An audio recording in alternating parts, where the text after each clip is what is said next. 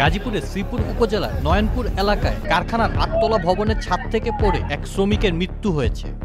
২রা জুন সন্ধ্যায় তিনি ছাদ থেকে পড়ে গুরুতর আহত হন। রাত ৯টার দিকে ময়মনসিংহ মেডিকেল কলেজ হাসপাতালে চিকিৎসাধীন অবস্থায় তার মৃত্যু হয়।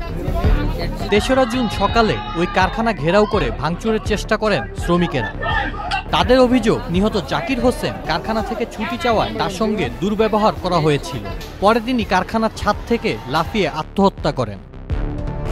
এ বিষয়ে সংশ্লিষ্ট থানায় যোগাযোগ করা হলে শ্রীপুর থানার ভারপ্রাপ্ত কর্মকর্তা আব্দুল বারিক জানান, প্রাথমিকভাবে ছুটির বিষয়ে দুর্ব্যবহারের কারণে আত্মহত্যার অভিযোগ অস্বীকার করেছে কারখানা কর্তৃপক্ষ।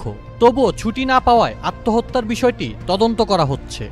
এই বিষয়ে আমরা জিজ্ঞাসা করেছি, সেটা হলো যারা ওই গার্মেন্টসের যে যারা কর্তৃপক্ষ তাদেরকে আমরা এই বিষয়টা বলেছি, তারা অস্বীকার করেছে যে না, এইরকম ছুটির বিষয়ে কোনো ঘটনা ঘটেনি। তারা তো এখন ৫ তারিখ থেকে তো অলরেডি 10 দিনের ছুটি তারা দিবে, ছুটির কোনো কিছু এরকম স্বেচ্ছায়। তারপরেও আমরা এটা তদন্ত করে দেখতেছি যে এটা আসলে সত্য কিনা। হ্যাঁ, আমি গার্মেন্টসের সবার সাথে কথা বলেছি, ওয়ার্কার যারা তাদের সাথেও কথা বলার চেষ্টা করেছি এবং যারা কর্তৃপক্ষ আছে তাদের সাথেও কথা বলেছি। তার সহকর্মীরা তো এখন যেহেতু একটা ঘটনা ঘটেছে, গতকাল তো তারা এরকম কথাই বলছে যে ছুটি নিয়ে, কিন্তু এই বিষয়টা তো আসলে সত্যতা পাচ্ছি না। এটা হলো যেহেতু ৫ তারিখ থেকে 10 দিনের ছুটি, 2 দিন আগে তার ছুটি চাওয়ার বিষয় নয়। তারপরেও এটা তদন্ত করে দেখতেছি। এছাড়াও কারখানা ঘেরাও করে ভাঙচুরের বিষয়ে শ্রীপুর থানার ভারপ্রাপ্ত কর্মকর্তা বলেন, এই ফ্যাক্টরির একজন ওয়ার্কার যে হেল্পার পদে কর্মরত আছে, সে তাদের এই ফ্যাক্টরি 8ম তলা ছাদে লাফ দিয়ে আত্মহত্যা করে। এরই পরিপ্রেক্ষিতে আজকে যখন গার্মেন্টস 8টা থেকে শুরু হয়, ভিতরে ওয়ার্কাররা হইহুল্লোড় করে যে ব্যাপার, তাদের ওয়ার্কার মারা গেল কেন, লাফ দিল কেন। এটার পরিপ্রেক্ষিতে তারা এটা ভিতরে দমানোর চেষ্টা করে, থামানোর চেষ্টা করে। সেই ক্ষেত্রে ওয়ার্কাররা সমস্ত ওই অফিস থেকে গেটের বাইরে যায়, বাইরে গিয়ে পুলিশের দিয়ে পিছিয়ে থাকে, এটা ভাঙচুর করা শুরু করে এবং পুলিশকে দেখে তৎকাল নিক্ষেপ করে। এতে 11 জন পুলিশ সদস্য আহত হয়, 22 জন ওয়ার্কারকে শ্রমিককে গ্রেপ্তার করা হয়। এখন কোনো সমস্যা নেই, পরিস্থিতি স্বাভাবিক আছে।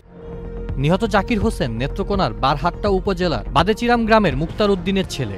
তিনি শ্রীপুর উপজেলার নয়নপুর নতুন বাজার এলাকার একটি কারখানায় চাকরি করতেন। মৃত্যুর পর তার মরদেহ গ্রামের বাড়ি নিয়ে যাওয়া হয়েছে।